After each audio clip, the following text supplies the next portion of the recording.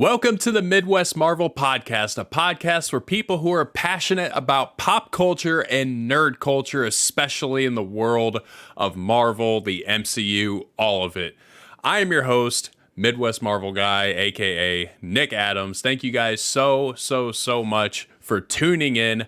In today's episode, we are talking about the She-Hulk finale.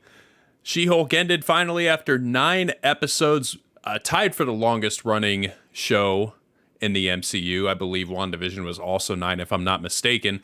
And this finale was absolutely insane. So we have a lot to talk about. I can't wait to get into it and break it down and discuss what's possibly coming next in the MCU, because I really think that She-Hulk might be a turning point in some ways. And I'm going to talk about why I think that is and what I think it could mean for the MCU moving forward. So a lot of exciting things there. So like we've always done every single week, gonna go over a synopsis of the episode in detail for those that maybe missed it or maybe your memory's a little foggy, and then we're gonna break it down and talk about the episode itself. So, starting with the synopsis. The episode starts with an intro that resembles the original Incredible Hulk TV show.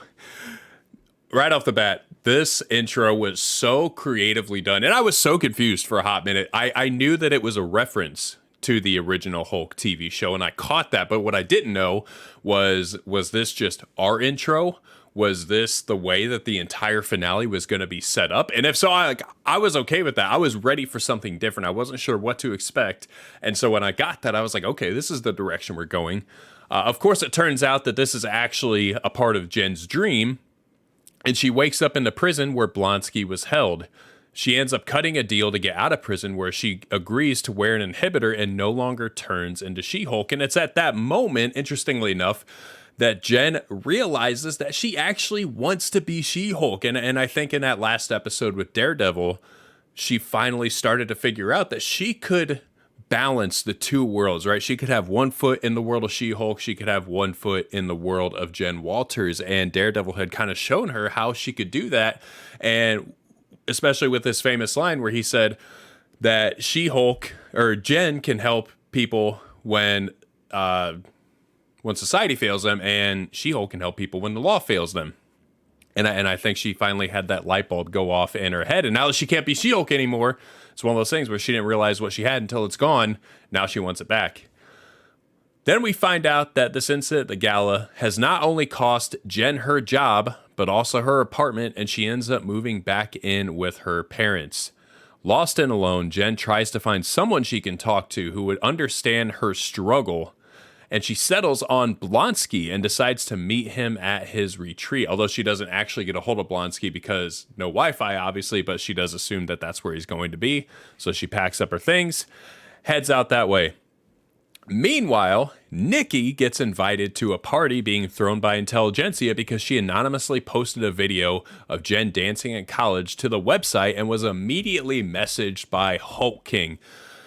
I'm not going to lie. When I first saw Nikki posting that video to the Intelligentsia website, for a split second there, I thought that there was a legitimate shot that she was actually bad, that she was behind a lot of what was going on. And logically, it makes sense that she wasn't, but I don't know. For whatever reason, at the end of the episode, I talked about last week how I felt like there was something off with her, and it could have just, like, that's the way that they wanted it to be. It's entirely possible that that's the case, but something just fell off, and I'm sure that was by design. And so when I saw her doing that, I was like, oh my gosh, it's going to be her. Thankfully, it wasn't. Thankfully, Nikki ended up being the sweetheart that she is, because I absolutely loved her character, and I would have been a little upset if she ended up being bad. So, Nikki gets messaged by Hulk King, but she realizes that this party will likely only be attended by men, so she convinced Pug to go in her place while she feeds him instructions through an earbud. And I'll talk about this in a minute, but this was one of my favorite parts of the episode. Anytime I can get Nikki and Pug together in a scene, it is absolute gold. We learned that back in, what was it, episode 3 or 4, earlier on in the show, when we finally got that little B storyline of them trying to find Luke Jacobson. And that whole bit between the two of them, their chemistry together was just fantastic. And I had been so bummed up to this point that we hadn't gotten any more of Nikki or Pug. And so when we finally got them again, I was so excited. Little do any of them know, Jen, Nikki, or Pug, little do any of them know that this party is actually being held at Blonsky's retreat, and he is a guest motivational speaker at it. Jen arrives at the retreat and searches for Blonsky, while Pug attends the party with Nikki, who's talking him through what to say. And Pug's interactions with the bros at the Intelligentsia party was just phenomenal. He played that so well. His comedic timing and delivery is fantastic. And honestly, Nikki's is too. Nikki's comedic timing is so good. And she has had so many moments that have made me laugh in this series. And I feel like her line delivery is awesome. And Pug is the exact same way. Pound for pound, Pug might be the best character on the show, because I swear every time that he is in a scene, I am loving whatever he's doing or whatever he's saying. He is so good, and this scene was no exception. This was just like peak Pug right here, and you could tell he felt so uncomfortable having to say all the things that Nikki was feeding him to say, and he just played it off so well. So at the party, to no one's surprise, Pug runs into Todd Phelps, who reveals himself to be Hulk King. Shocker. And the creator of Intelligentsia. Got some questions on that. I'll talk about that here in a minute and a follow-up during the breakdown. Immediately after this, it's revealed that there's a motivational speaker for this party, like I said. And it turns out the speaker is Blonsky, but not just Blonsky. Blonsky as the Abomination. Big issue right there, obviously, because that's a direct violation of his parole. Right as Blonsky begins to speak, Jen walks in, shocked that Blonsky has been turning into Abomination. Todd then reveals who he is and explains his master plan to steal Jen's blood, and becomes a Hulk and injects himself with her blood to do just that. And at this point in the episode, I remember watching it and thinking, like, man, this just does not seem like it's going, like it's such a predictable route that this episode is taking, and I don't know how I feel about it. Like we'd all theorized that Todd was probably a part of the Intelligentsia, that he was maybe Hulk King. I didn't really expect him to be the one to inject her blood and turn into a Hulk or a Hulk-like creature. And so when that ended up happening, I was like, man, this is just really underwhelming. And obviously there's good reason for it to feel that way. We'll talk about that in a second. Because at that point, a brawl breaks out. And just when things start to get out of hand, Titania bursts through the wall to get in on the action. As if that weren't enough, seconds later, Bruce comes down from literal outer space to get involved in the action, and he starts fighting Abomination when he incorrectly assumes that he's trying to hurt Jen, when in fact he was just trying to save her. Amidst all this chaos, Jen comes to the conclusion that there's no way that this is what her show could have been leading to, and she decides to put a stop to it. We are then presented with the Disney Plus home screen, which Jen breaks into as She-Hulk in order to break into another program, which was the Assembled program in the Disney Plus screen. And she uses that to get into Marvel Studios to sort this mess out. I'm not going to lie. When that Disney Plus home screen came up, I was sitting here right at my computer watching the finale, and I started moving my mouse around because I thought, my app just forced closed. Something happened, and I just got taken back into the Disney Plus home screen. I got to get back into the She-Hulk episode. And then all of a sudden, right as I was getting ready to click into something, you hear her voice, and I realized, oh my gosh, this is a part of the show. This might be the greatest fourth wall break of all time. And it was just absolute genius. I can't wait to talk more about that because, oh my gosh, it was so stinking good. At Marvel Studios, Jen finds a room of writers and challenges their formula for writing superhero shows, essentially calling out the formula that Marvel's been using for every show and movies, to which fans have become increasingly frustrated with. When Jen asks who she can talk to change things, the writers reveal that it's somebody named Kevin, but they tell her that she can't speak with him. Jen disagrees and storms off to find Kevin and has to sign the whole non-disclosure agreement. And the dude at the desk was so funny. Like, just, again, comedic timing on point, because he has her sign that NDA and then he hits the button. And when she asks, why'd you have me sign the NDA if you're just going to hit the button? He's just like, everybody has to sign the NDA. And that's just so good because it's so on brand with Marvel, right? Because Marvel, at least historically for the most part, has been so secretive with their stuff, right? And there's always this joke that Kevin Feige's got snipers out there. In the moment that somebody spoils a Marvel project, Feige's going to take you down. And so it's just so funny that they work this NDA thing. Like, yeah, if you step foot in the Marvel Studios, you have to sign the NDA. Like, there's no way you can actually walk out of there without signing that thing. And it was so good. So Jen leaves that room, ends up taking on a couple of Marvel Studios employees, and eventually finds Kevin. Although to her surprise, it is not at all what she expects, because she finds herself in a room that is showing a bunch of different MCU projects simultaneously on different screens, and down from the middle of the ceiling comes a robot. This gave me heavy WALL-E vibes, right? Remember at the end of WALL-E when they get into the main control room and it ends up being that robot that's kind of controlling everything? That is exactly what my mind went to, was WALL-E. I don't know if anybody else felt like that. I saw somebody else say it reminded them of Portal, the video game, and after they said that, I was like, yeah, absolutely, that was 100% Portal. But I had heavy WALL-E vibes. So the robot comes down, and we find out that the robot is actually Kevin. And I didn't think to write down the actual acronym and what Kevin stands for, but it is an acronym for something. I know that Nexus is what stands for the end, but I can't remember any of the other stuff. The best part about Kevin is that the way they set it up and designed it, it had like the RGB and the actual hat that it looked like Kevin Feige would wear, and just so smart, just so geniusly done. We find out that Kevin is the robot that creates the formulas for all the Marvel projects, and he insists that he creates near perfect projects. Jen explains that she doesn't need a huge spectacle at the end of her show because those aren't her stakes. Her life is being turned upside down while losing her job and apartment and dignity while wrestling with how to be She-Hulk. Those are her stakes. And that's okay, because in her world, that's a very big deal, and this is her show after all. Kevin asks her what she'd like changed, and she tells him that she'd like Todd's Hulk powers gone, because the powers aren't the bad thing, he's the bad thing. Bruce needs to be gone because it's ridiculous that he's there to begin with and came from literal outer space to save the day. Abomination needs to be held accountable for his actions.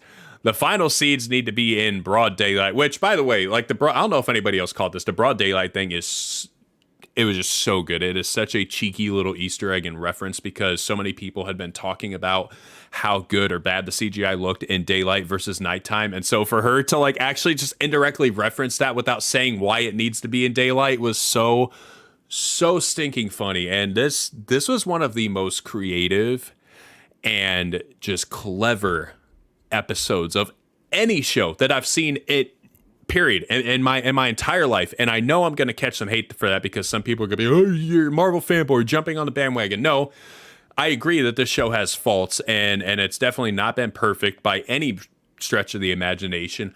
That being said, this episode in and of itself, whether you loved it, hate it, you cannot deny that creatively, this is one of the most clever things that's ever been created for TV. And I just loved every bit of it.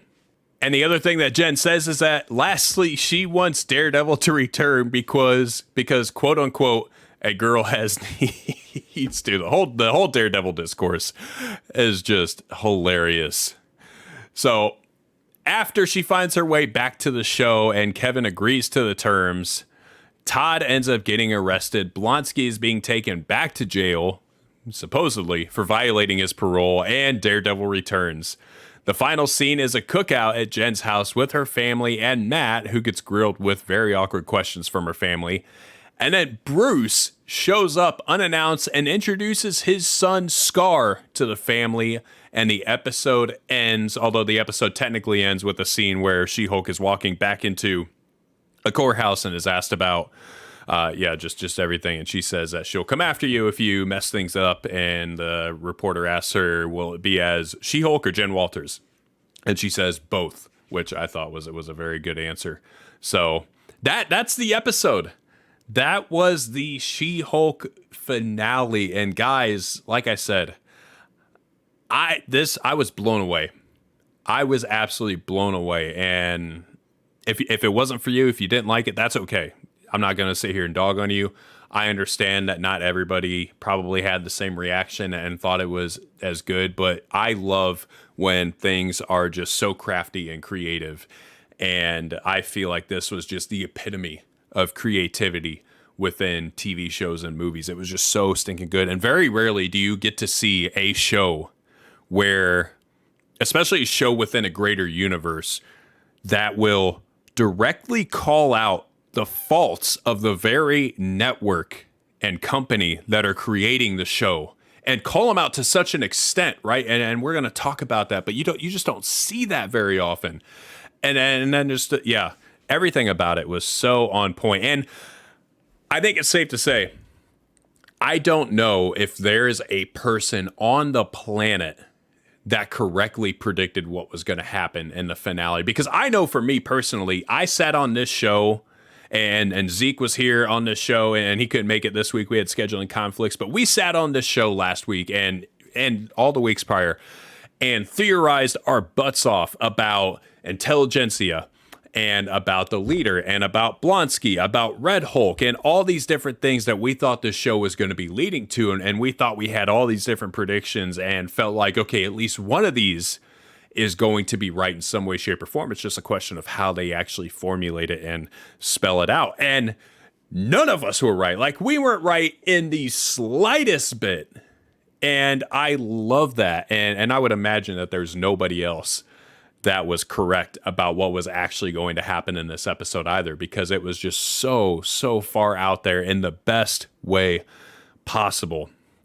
And looking back on it now, I really want to watch the show again from start to finish, and I know I will at some point, but I want to watch it again and just pay attention to how the show references itself, because as the show went on, the show referenced previous happenings, and a lot of times in fourth wall breaks, or it would just make subtle references to things that had happened in the show that maybe people that they anticipated people wouldn't like or would have an issue with. And the finale was just chock full of that. The genius of it is that the whole finale and the show was making fun of itself the entire time, right? Like here we were trying to theorize whether or not Todd was heavily involved with intelligentsia, and we were unsure because the show was seemingly making it too obvious, and it just felt like, okay, all signs are pointing to Todd being the main culprit of all this, but that just seems so obvious. It would be an awful reveal if that were actually the case. And it turns out they wanted to make it that obvious because they knew it felt like it would follow a typical MCU formula, which it did. And they wanted to lead us along like that the entire way and then squash that like a bug in the finale and say, hey, all that stuff that you thought we were doing, yeah, scrap that, because we understand that that's a part of the problem.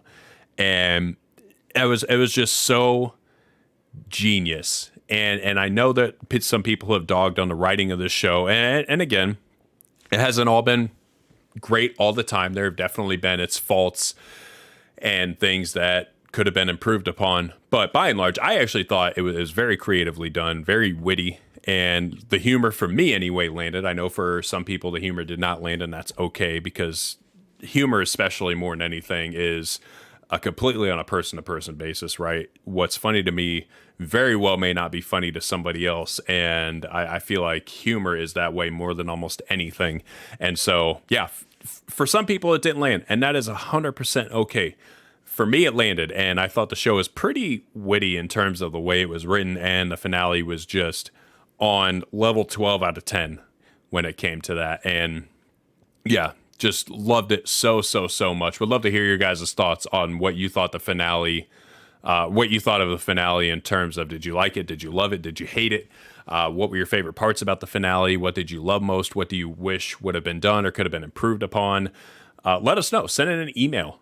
MidwestMarvelGuy@gmail.com. We've been asking you guys to send in some emails, and I would love to answer an email on this show and just converse with you guys a little bit, because that's the whole point of creating this podcast and this platform, is to engage with you guys. And so please make sure you send an email to midwestmarvelguy@gmail.com, or at the very least, head to Instagram, same handle, Midwest Marvel Guy, or TikTok. Send me a direct message. I don't think you can on TikTok. I'd have to be following you, but send me a direct message on Instagram if you don't want to send an email because you're too lazy for that, and email is too far in the past. and I would love to address your email or your message on the show, and we can have those conversations because that would be a whole lot of fun. So, like I talked about before, I love that we got more Nikki and Pug together, and I cannot wait until we get more Nikki and Pug in the future of the MCU because those two together is just such great chemistry and great TV, and they're both funny. I really wish that is my one thing. I wish they would have fleshed them out a little bit more. I understand why they didn't because part of what made this show was that it focused on so many different characters. You had all these different random superheroes coming in, which is what made it cool because you got to experience what life was like in the MCU on a day-to-day basis, especially for a superhuman and a lawyer who deals with superhumans. And so obviously you couldn't just stick with a couple of characters and focus on them. You had to have this broader scope in order to make the show what they wanted it to be. But I am excited to see more of them in the future because, man, they were fantastic. Also, talking about Nikki's humor, the line she had when Titania burst through the door and she says, "Does this ever use the door?" Or burst through the wall, and Nikki says, "Does this ever use the door?" I laughed out loud. That line to me, like, just, again, the timing, the delivery was so on point, and I just love the both of them. I can't wait. They could have their own spinoff, and I would watch it in a heartbeat, or at least just give us one of the Marvel special presentations. I'm all for it. You would have me hooked. So one thing about this show, though, that is interesting, and I've definitely heard some people talking about it online, is that this show did not really end up having a big villain. Every other show within the MCU has had and built toward a major villain to some degree, and this show didn't really have that. And yeah, you could maybe say Intelligentsia, but really the payoff didn't end up being there. Same thing with Todd. It didn't end up really being there. I mean, he did end up getting arrested and going to jail, and so I mean there was a resolution that got made, but there wasn't any kind of big villain showdown or anything like that. And I'm curious how we feel about that. How do you guys feel about that? Personally, I'm okay with it because, again, as we've been saying throughout this podcast, the focus in the show was much more Jen-centered, right? And it was focused on her wrestling with life. And I think that the non-villain thing, or at least the non-big villain reveal, build-up, battle, showdown, that worked perfectly. Because to me, I think a big villain showdown would have just felt so out of place. And even if it wouldn't have been Todd, it would have felt so out of place. And that was my big concern going into this week, going into the finale. I remember thinking to myself, like, man, once again, here we are in the same position with the Marvel show where, yes, the episodes have been good and everything is clearly leading up to something here in the 9th episode, but like, we don't even know who the villain is. So that has to be revealed in the finale. And then once they get revealed, there's got to be some kind of fight or something to take them down. Like, all this stuff has to happen in the finale, and it's going to seem so rushed, especially if the villain is somebody that we haven't seen before. If the villain would have ended up being like the leader or somebody, it just would have felt so thrown in and so rushed. And much like the Kingpin reveal and Hawkeye, because we didn't really see him until the end of, I think, the episode before the finale, or if I'm mistaken, maybe it was 2 episodes before. Same thing for Sharon Broker as the power broker, or Sharon Carter as the power broker, and Falcon the Winter Soldier. Same thing for Agatha. Like, all this, just these villains being revealed at the end, and most of the time it doesn't work. It did work for a couple of shows, and I'll talk about that when I do the show rankings, but by and large it doesn't work because it just feels so rushed. The pacing feels so off, and I was so worried about that heading into the finale of She-Hulk. And I just thought, man, here we go again. We're going to be stuck with really rushed villain reveal and showdown, and it's just going to feel so out of place. And it didn't happen. We were made to believe it was going to happen, and then it didn't. And Marvel acknowledged that there's something wrong with that. That, okay, we've heard you guys complain about this. We know we've done this for 80% of our shows, and we're here to tell you that changes are being made. And how brilliant is that on their part. And I know there's been a lot of complaint about Marvel, but you have to give them their due credit because there aren't a whole lot of companies, especially bigger companies, that will admit when they're wrong, that will admit when they have maybe messed some things up. And especially to admit that in the midst of an actual project of theirs, right? To do it in an actual TV show or movie. And Marvel essentially did just that in this. And I'll talk more about that in a second. But that was absolutely phenomenal. So that being said, I feel like not having the villain thing worked because this was a sitcom. And for sitcoms, that's not really what it's about, right? Sitcoms are just much more character focused. It's not a big spectacle. And She-Hulk never felt like it was going to be a big spectacle. And so with the thought that the finale was maybe getting there, it felt out of place. And I'm so glad that they didn't end up doing that. That being said, regarding the villain, though, I do have some questions. And this isn't an issue with a finale. And I'm sure we may get these questions answered at some point. Maybe we won't. I don't know. But I personally have questions about intelligentsia. Okay? Because intelligentsia in the comics, we've talked about this on this show, in the comics, intelligentsia is an organization made up of some of the smartest supervillains in the entire world, and it's actually a pretty big threat. And so when it seemed like intelligentsia was finally making its way into the MCU, we thought, oh my gosh, this is really cool, and this is going to set up for a lot of things in the future, because part of intelligentsia includes the leader, who's confirmed to be the villain in Captain America 4. He was also in the Incredible Hulk movie. And also MODOK, who is going to be kind of the B villain in Ant-Man and the Wasp: Quantumania. And there's other villains that are involved. But as far as like villains that we're getting ready to see in Phase 5, those two are some of the biggest ones. And so really felt like, oh, this has to be the buildup to them. And then we find out in this episode that intelligentsia was just kind of like dark Reddit for toxic men is really all it ended up being. Like the villain ended up being Reddit. and I'm fine with that. But I am curious, is that all intelligentsia is going to be in the MCU? Because I feel like it's not. I feel like it's not. And especially because, so what's weird is that it's not the first time we've had intelligentsia referenced in the MCU. Way back in Age of Ultron, when you see a piece of paper and it's a file on Ulysses Klaue, right? You remember Klaue was briefly in Age of Ultron, but he ended up being in much more of Black Panther. And you see the profile for Ulysses Klaue, and on that file page, there is a note that says that Klaue was a former member of the intelligentsia. And so clearly the intelligentsia, as we know it from the comics, has existed in the MCU.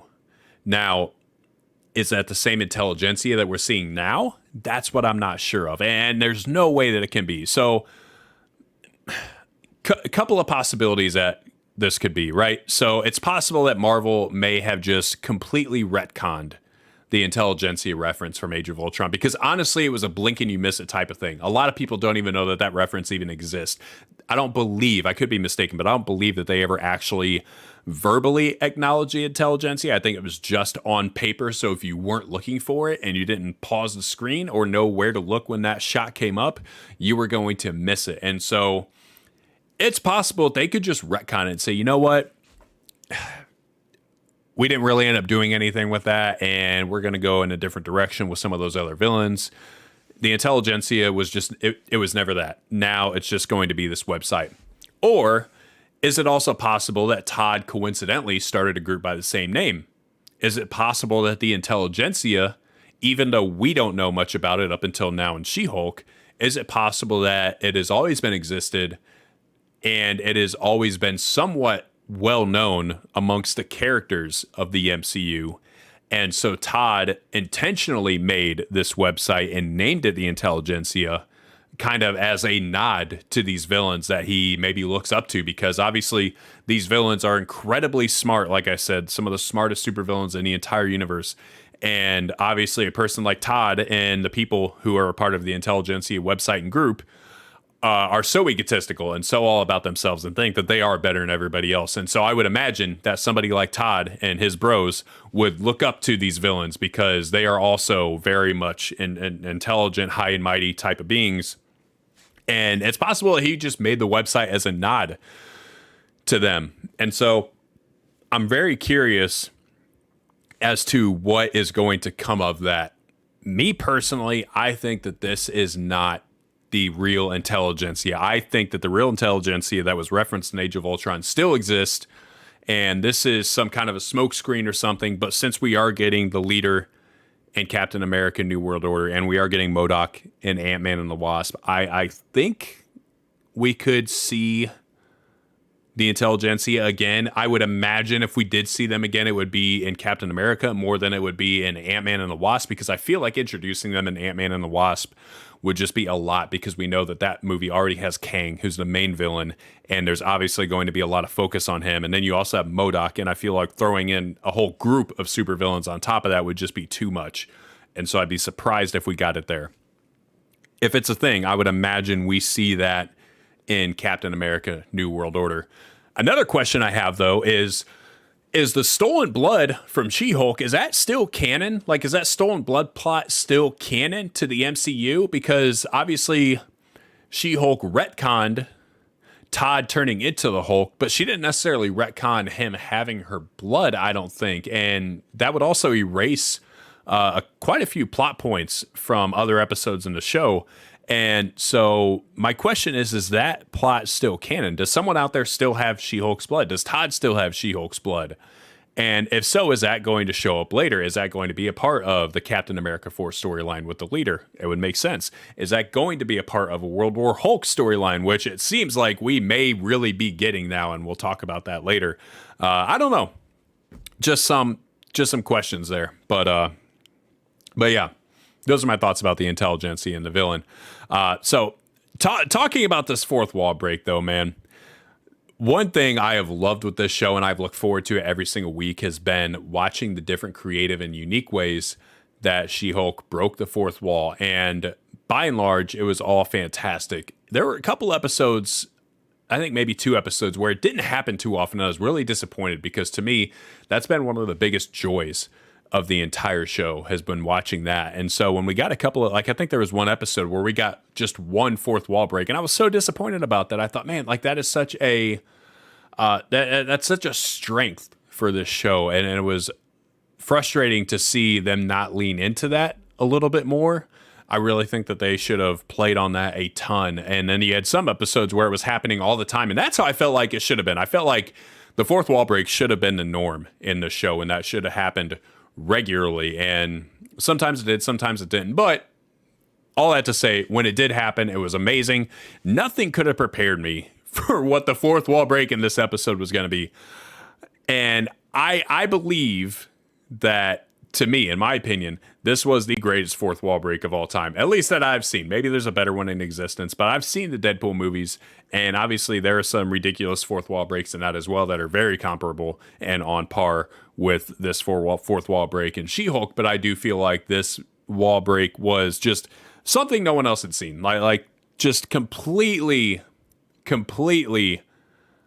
shattered expectations of what we thought was going to happen. Nobody expected a fourth wall break to this degree, and it was so good. Interesting note, little Easter egg here, and I thought this was so cool. So one thing that the She-Hulk show has been very good about, and I've commended it for this before, and I don't know that it's getting enough attention, but the She-Hulk show in general has been very true to the comics.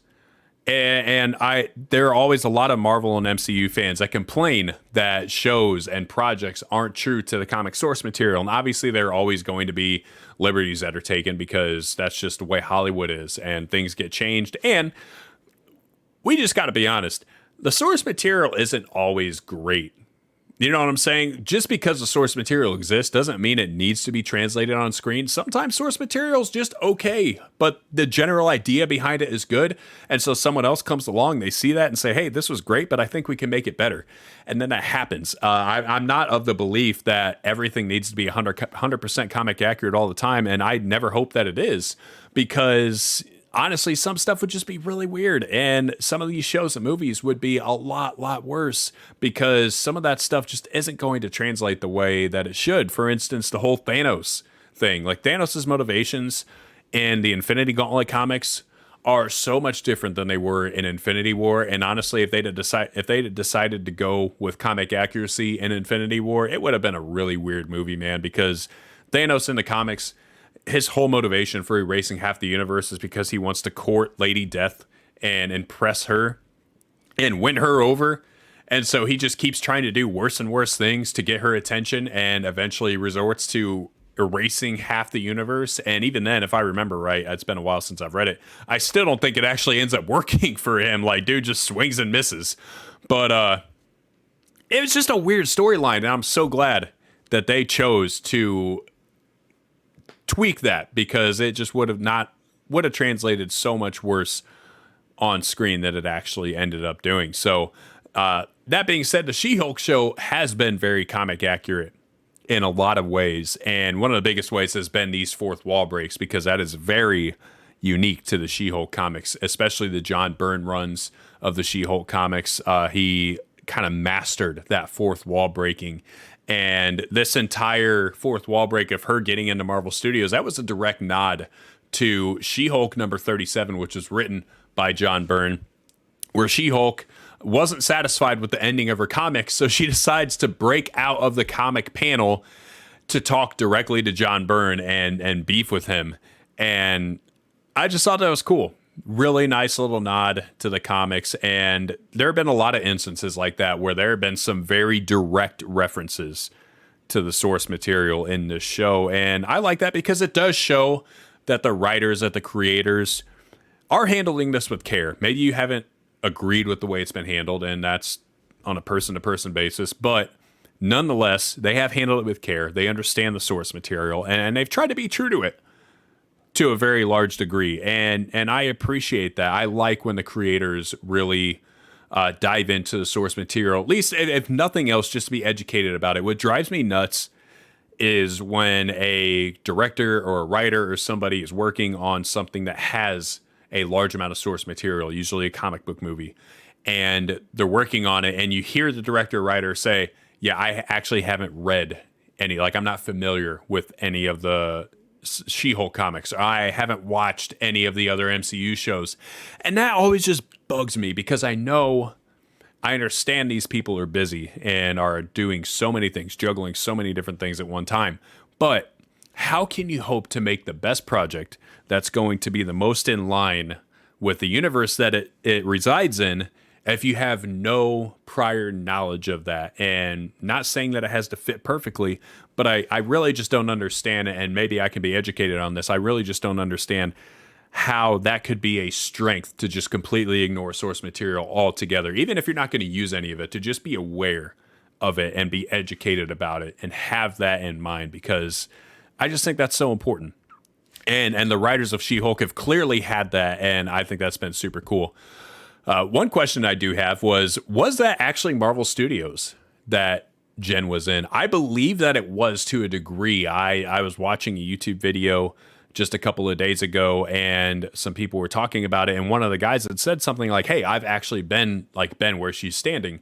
And it made me think that he had taken a tour of Marvel Studios and have actually stood in the spot where she was.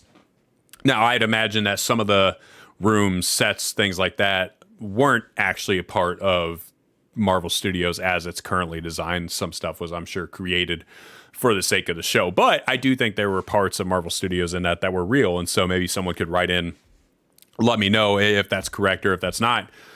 Another fun fact about this whole scene, the fourth wall break, when She-Hulk breaks into the writer's room, head writer Jessica Gao is actually one of the writers that's in that room. That whole room full of writers, Jessica Gao, I believe she's second from the left, if I remember right, second from the left. And that's, yeah, again, another nice little nod to have the head writer in there. I'm not sure if anybody else that was writing on the show was actually in that room. It's very possible that they were. It's possible that everybody in that room was actually a writer to some degree or had worked on the show to some degree. I don't actually know.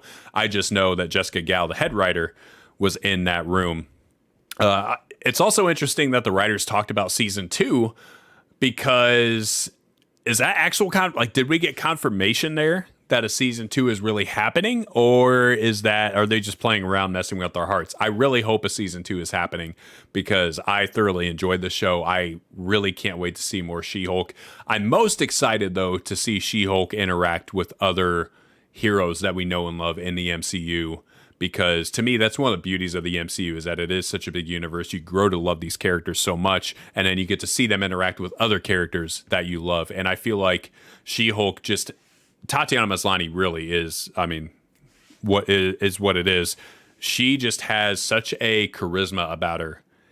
I feel like she just instantly meshes with whoever she's acting opposite of. And we saw that with Daredevil especially, and their chemistry was so good. And I don't believe that that's limited to just them, even though Charlie Cox, amazing actor. Daredevil, my favorite superhero. But I firmly believe that you insert any other superhero in his position there, and the chemistry is going to be off the charts, because that's just how Tatiana Maslany is, and really pretty much all the actors and actresses in the MCU, because the MCU really doesn't miss when it comes to castings. They're so good about that, and they're so intentional with their castings. And so I'm excited to see the interaction with She-Hulk and other heroes in the future. Kevin did end up saying, when she asked, when he said something about her being on the big screen or in a movie, she said, "Really?" And he said, "No." And she goes, "Oh, I hope that wasn't actually true. I hope that she will be in a movie. I would imagine that she's going to be in the Kang Dynasty and Secret Wars movies. I'd be so shocked if she wasn't." It'll also be really interesting to see her in that, because obviously those will be much more serious projects, whereas hers was so lighthearted. So in the same way that it was interesting to see Daredevil come into a completely different tonal environment in She-Hulk than we're used to seeing him in during the Netflix Daredevil series, I'll be so interested to see She-Hulk get plucked out of her tonal environment from her show and thrown into another show or movie that has a completely different tone. The same could be said if she ends up showing back up in Daredevil Born Again, which a lot of people want, and I think could be really fun. It's going to be interesting to see what her demeanor is going to be like in that, because I would hope and I imagine that Daredevil Born Again will be darker. Will it be as dark as the Netflix show? Remains to be seen. I hope it is. My expectation is that it's probably not. I think it'll still be pretty dark, because I don't think Marvel is just going to go completely lighthearted with Daredevil. I think they know that people would riot if they did that. But I would imagine maybe it's not going to be quite as dark as the Netflix show. But either way, if it is darker, what will Tatiana Maslany's involvement in that look like if she does end up in that show? Maybe she won't. Maybe she's not going to be in that show whatsoever.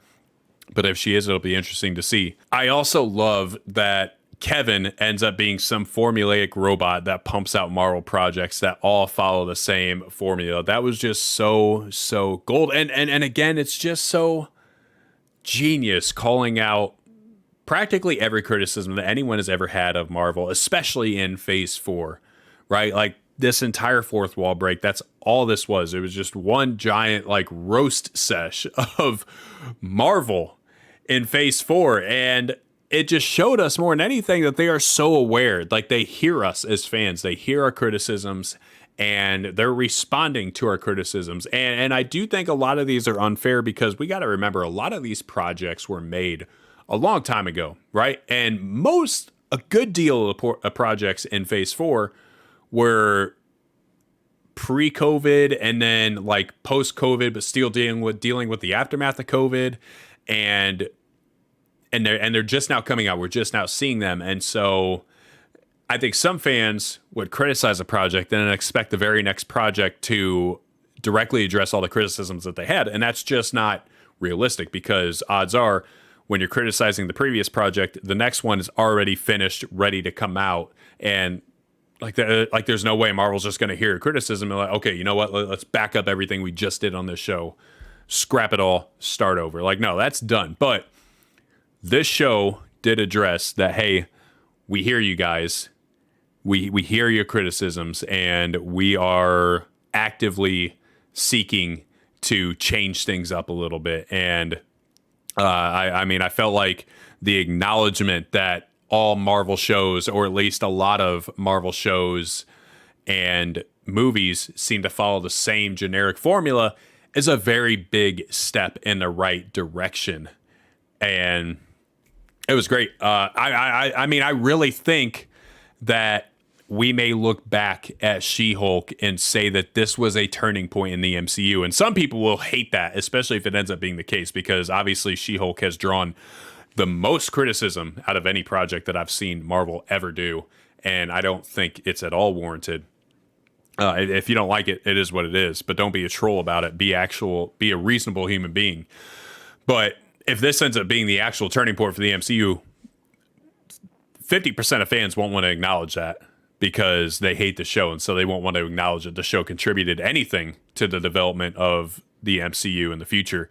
But I really think that this could be a turning point because, like I said, they clearly have acknowledged that they hear our criticisms, and they're also like we're seeing them be addressed in real time, right? Because the She-Hulk finale broke the mold in real time of the formula that every other MCU show for the most part has followed.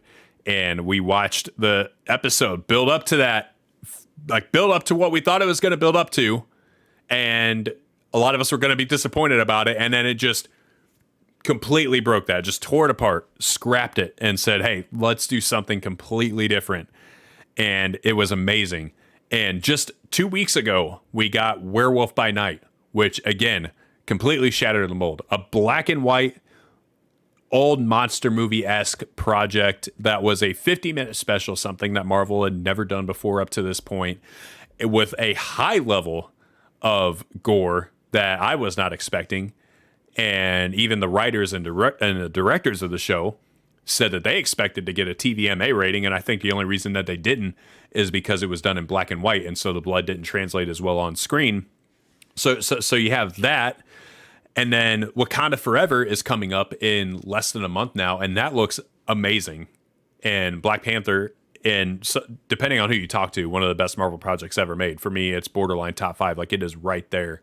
And I cannot tell you the amount of excitement that I have for Wakanda Forever. It is through the roof, and I fully expect that movie to deliver. I think it's going to be amazing. Easily the most emotional movie Marvel will ever have, I think, and I can almost guarantee that. Ant-Man also looks so good. And again, this is coming off of a movie where Ant-Man and the Wasp was not that good, in my opinion. That's bottom of the MCU for me. It is one of my least favorite MCU movies. It was fine. It was entertaining at times, but it did nothing really to hook me. Had a very weak villain, and the storyline was just, I mean, I know it kind of set up for Endgame and had a very big part to play in Endgame, but by and large, that movie fell very flat for me. And I think it fell flat for a lot of people, and Marvel knows that. And from everything that we're hearing, Ant-Man and the Wasp: Quantumania is going to take a completely different turn than any of the other Ant-Mans I've ever had. I've heard that this movie is going to be darker than any of the Ant-Man movies and just more intense with higher stakes. It sounds amazing. And again, breaking the mold. It's different. Like the Ant-Man movies have all followed a very specific formula, and it sounds like this movie will be different. Secret Invasion looks beyond incredible. I cannot wait for that movie. Or not that movie, that series. That looks so stinking good. Gives me heavy Captain America Winter Soldier vibes, which I feel like the MCU has been missing that vibe for a while. And I really do think that we're entering an era where we're going to start getting projects like that a lot more frequently. And then there are also rumors that Marvel might start using the special presentation formula for a lot more things, because the reception of Werewolf by Night was so good. People are saying, like, this is what Marvel needs to do.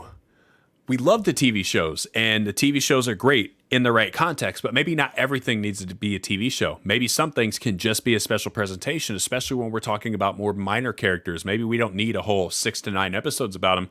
Maybe we just need 50 minutes, an hour 15, something like that. And now there are rumors that Nova, which was originally going to be an MCU show, there are rumors that Nova is being considered to get changed to being a special presentation, just like Werewolf by Night is. And I think that would be a genius idea.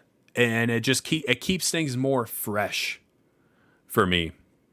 And one of the things I loved about She-Hulk 2 is it really kind of felt like the first time that we didn't get a catastrophic end of the world type situation at the end of the show. And I guess there are a couple of other ones that maybe that was the case, but really, I mean, this was as grounded as it comes, right? Like this was as grounded of a finale as you can possibly get in terms of the stakes.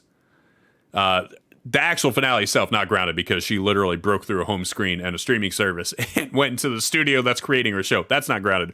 But just the stakes of the finale were grounded themselves. But it worked so well.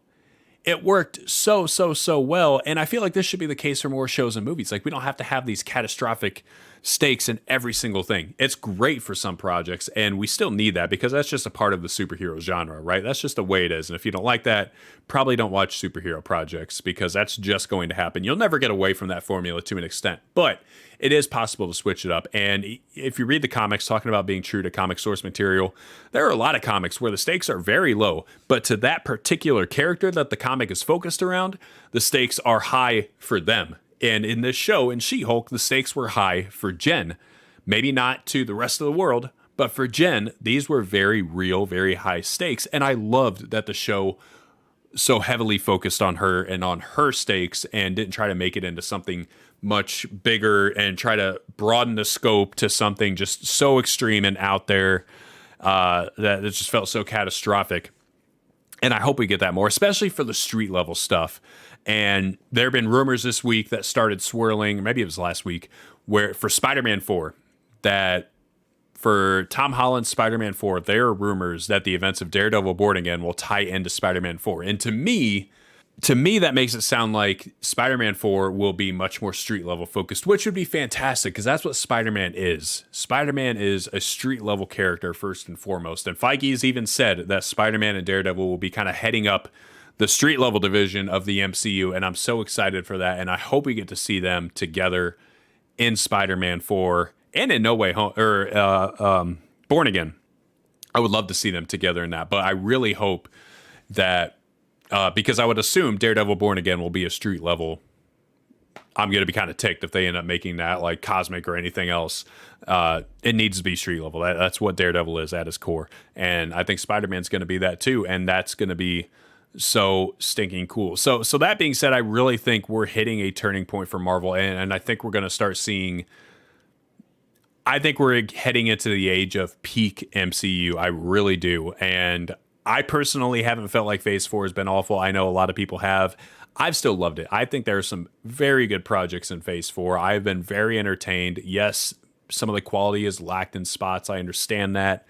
That happens. And I feel like Marvel's hearing those criticisms as well, because what just happened this past week? A bunch of projects got pushed back.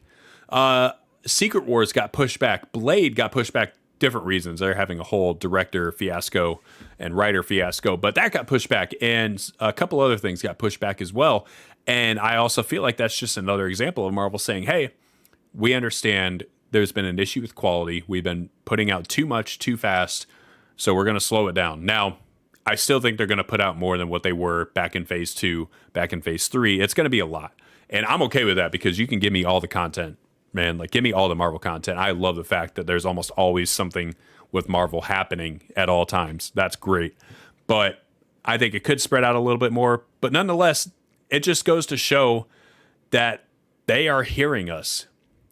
They are hearing us, and I love it. Some of my favorite lines and things that were addressed during this whole, like the fourth wall break, some of my favorite things in this.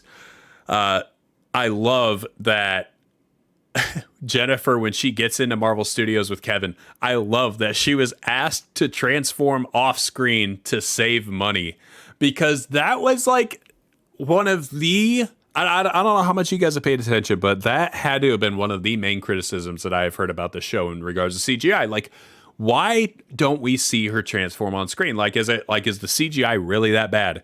Is the CGI budget really that bad that we can't even see her transform on screen? I think it happened like once.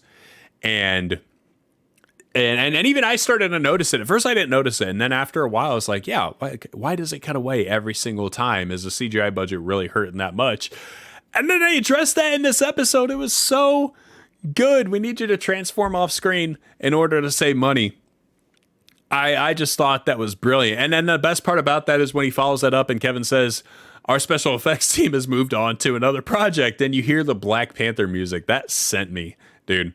And also, I would imagine that that probably is a very real scenario. I mean, to some degree, I have no knowledge whatsoever of the movie and TV show making industry, but I would imagine that there is a very real scenario in which sometimes resources just get spread very thin, and a crew is just asked, "We need you to wrap it up here because we got to pull you over to this now." And so, whatever you have done, like find ways to cut it, find ways to save money, and get ready to move on to the next project. So I just thought that was genius. Also, Jennifer's ask about when we're getting the X-Men, my jaw dropped. I couldn't believe that we actually got the X-Men mentioned by name. And I know it was by her, so it's a little different. It's not as though we had Pug or somebody like that who's not breaking the fourth wall all the time mention the X-Men. It was Jen, who's so self-aware of everything that's happening around her.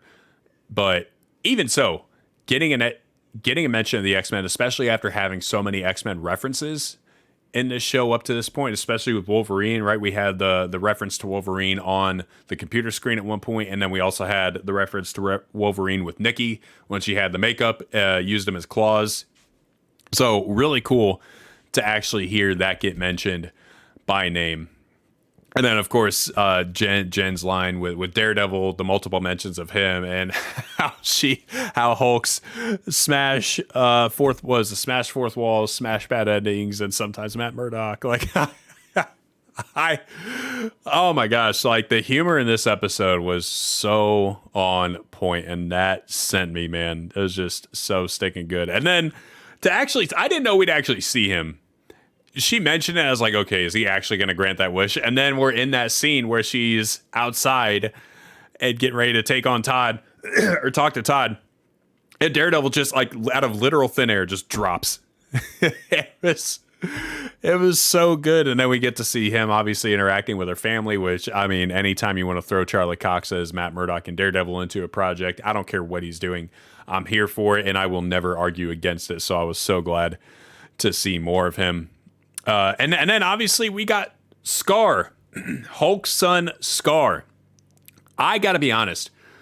I thought I made a TikTok video at the very beginning of the season about possible cameos that we could see, because obviously there had been so much talk about cameos in She-Hulk. Most of them I got wrong, by the way. But I did say that I thought we'd get a reference to Scar at some point. This was after episode 1. I thought we'd get a reference to Scar. In no way did I actually think he would show up. And so when he did, I was floored. I was absolutely floored. And so at this point, I feel like that has to mean World War Hulk is coming, right? Because even in Jen's conversation with Kevin talks about how he didn't want to take Bruce away because Bruce was supposed to introduce and then he doesn't get to say it. And Jen's like, no, just save it for the movie. There's no way. With everything that people have been asking for regarding the Hulk, there is no way that they tease all that and we don't get a World War Hulk movie, right? Or project, show, something. It had, like, guys, it's here. It's here. And if you don't know about the World War Hulk storyline, I would just suggest to Google it. I know I've talked about it on another podcast episode prior. Google it, but it does heavily involve Hulk's son, Scar. The only thing I'll say about Scar is, now that that man is on Earth, someone needs to find that boy a barber, because holy cow, that dude's hairline, someone did him dirty. And I saw a post that said, we all know why Scar's hairline is so messed up because we know who his barber is. And then it references Stan Lee when he cuts Thor's hair in Ragnarok, because he's the barber and he has like the scissor hands basically. And I just thought that was so good. And honestly, it's probably true. Stan Lee is out there somewhere still cutting hair for people on Sakaar, and Scar was unfortunately one of his victims. But really excited to see where that goes. Really excited to see what announcements might get made, because I would assume that we're not far away from hearing about a World War Hulk project. And so I think it's right around the corner. And then obviously we have that end credit scene. with Blonsky, and he's back in prison, and Wong is sketchy. I know Wong's not actually evil, but I love that Wong is just like no regard for the law, no regard for the rules. He's just like, I'm a master of the mystic arts. Everything applies differently to me. Like, dude, you are the reason that the Sokovia Accords are made, because you're just out here like portaling people out of prison. Like, if there's gonna be a Civil War too, it's gonna be because of you, dude, because you're just out here breaking people out of high security prisons like it's nothing. But I love that Blonsky asked Wong if there's going to be Wi-Fi, because that was such a funny nod back to when Jen asked Blonsky about Wi-Fi at his retreat, and he was so against it, and his reasoning was because it was so distracting, and you don't want to do anything that's going to be distracting. And now that he's getting out of prison, he's going to Kamertage, she's like, hey, do you guys have Wi-Fi? Like, I really feel like I need that. And of course, Wong tells him that he does.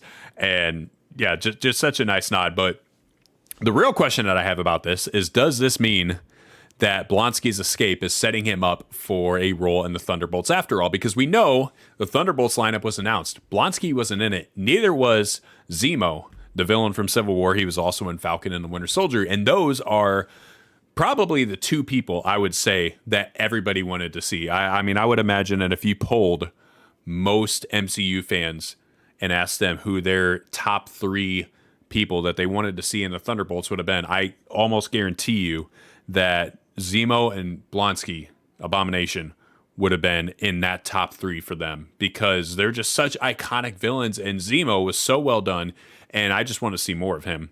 And I feel like Blonsky / Abomination kind of got the short end of the stick being in a really bad movie, and so he deserves a second chance as Abomination. We need to really see him in action, and his role in She-Hulk was fun, but now I want to see him as Abomination. I want to see him tear stuff up again, right? And even if it's as a reformed hero / villain, I still want to see him in a lot more action. And so does this mean that we're going to get them in Thunderbolts? I could see that there's going to be an A team for the Thunderbolts, which is made up of the people that have already been announced, like U.S. Agent and Ghost and Yelena, all those people. There's that team. And then I could see there being another team that's made up of people like Abomination and Zemo, and maybe they're kind of pitted against each other in some way. Maybe they're on separate missions and they end up opposite of each other, and it becomes a Civil War type scenario. I don't know. But either way, I think it could be really, really good. And I hope there are further plans for Zemo and Abomination. I would love for it to be in Thunderbolts. If it's not, we just need to see more of them in some capacity. And I think we will. Clearly, they have some kind of plans for the both of them. And it remains to be seen what that is. So that is the episode of She-Hulk. What a finale, man. What an absolutely great finale. I want to go ahead and finish off the podcast episode, but before I do that, just a couple of things that I wanted to touch on. One, just quick MCU news. So it's basically been confirmed this week that Harrison Ford has been cast as Thaddeus Ross. Phenomenal. So hyped about that, man. Like, that is such a great casting. He's going to be playing Thaddeus Ross in the Thunderbolts movie, and maybe before that, we don't know. He might appear in something else, but I think that's such a good casting. Really sucks that William Hurt is not Thunderbolt Ross. Obviously, he passed away. Rest in peace. But Harrison Ford, man, if you're going to replace William Hurt, Harrison Ford is the guy that you want to replace. Like, what a casting. What a home run for Marvel there. And I cannot wait to see him in that role. Something else so funny that happened to me this week that I had to share with you guys because it was just too good not to. This week, I made a post about the She-Hulk finale. And I don't even remember what the post is now, but the post was something about, just the show in general. And I had a guy comment, and his comment was this. This might be the greatest social media comment that I've ever had. He said, I'm assuming it's your job and all, but how do you bring yourself to lie about She-Hulk? It's so easily recognizable as the worst show in existence, and I've only seen the commercials for it. Guys, when I read this comment, I was floored. Like, first of all, how are you going to tell me that my opinion about the show, like my opinion that is like unique to me, is wrong, and act like somehow my thoughts about the show, my opinion about the show is incorrect. Okay, and you're that bent out of shape because I think differently than you. You didn't like it, that's fine. But then the best part about all this, you spend all this time talking about why the show is the worst. First of all, the worst show in existence. Okay, bud, like settle down. And second of all, I've only seen commercials for so you're saying all this and you haven't even watched the show? You have not even watched the show. Like, dude, the jokes literally write themselves at this point. And the best thing about the show, and more entertaining than the show itself, honestly, has just been the fact that all of the toxic bros that the show has been calling out have just been identifying themselves in the way that they've reacted to this show. And they just keep setting themselves up every single time. And this guy is like the perfect, oh, this is the worst show ever made. By the way, I haven't actually seen the show. And I know it's funny because he thought he really did something with that. Like, he thought that by him saying he's only seen the commercials, oh, well, I know it's the worst show because I only have to see the commercials to know that. And when in reality, it just makes you sound like an idiot. Like you're having this discourse and you haven't even seen it to actually make an assumption because how often do the commercials mislead you for something? You can't judge a book by its cover, literally. And here this guy is, the show sucks, but by the way, I've never seen it, so I don't actually know if it sucks or not. But whoever that dude is, I know you're not listening to my podcast because clearly you're not an actual MCU fan, but whoever you are, you made my day, man, and I'm so thankful. I'm so thankful for that. So that's it. That is the podcast. Thank you guys so much for tuning in. I appreciate you guys. We're going to keep doing this podcast. This isn't just a She-Hulk episode by episode podcast. We happened to start it during She-Hulk because we felt like that was a great place to begin. But this podcast will keep happening every week. And so I'm excited. We got some fun, creative ideas for what we're going to talk about in these podcasts as we're waiting for more Marvel stuff to drop. I think it's going to be really good. I'm excited for where we're heading. I'm excited for where the universe and Marvel is heading. All good things. So thank y'all so much for listening. Make sure you guys follow or subscribe to the podcast. Make sure you leave that 5-star review. We really appreciate it. It helps us to get pushed out there. Share it with your friends that you know that love Marvel. And follow me on TikTok at Midwest Marvel Guy. Make sure you follow the YouTube page. I'm really working hard to build that up right now. And so I would love your guys' support on the YouTube channel. Again, that's just Midwest Marvel Guy. And then the Instagram as well. So appreciate you all. I hope y'all have a fantastic week. And we will see y'all next time. Peace out, nerds.